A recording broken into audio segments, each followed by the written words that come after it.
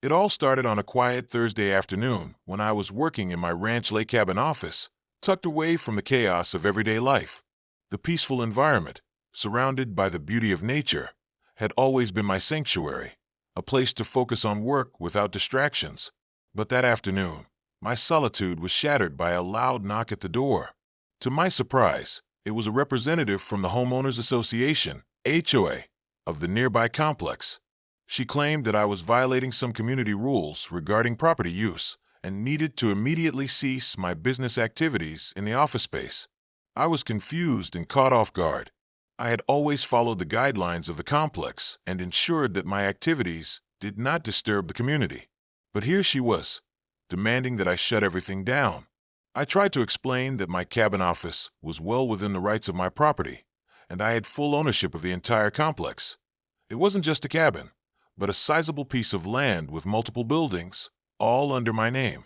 Without listening, the HOA representative made a phone call, and soon, sirens wailed in the distance.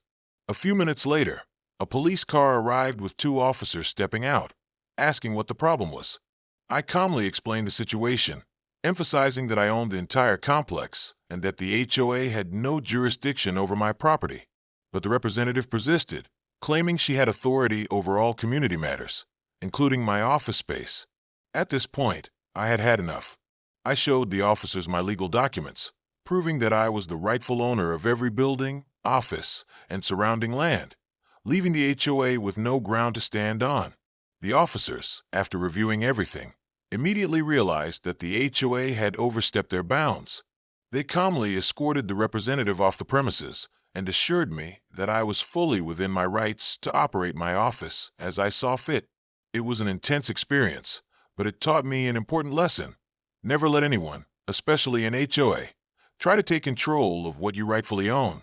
After that incident, I made sure to review all my legal documents and secured my property rights even further, ensuring no one could make such a bold move again.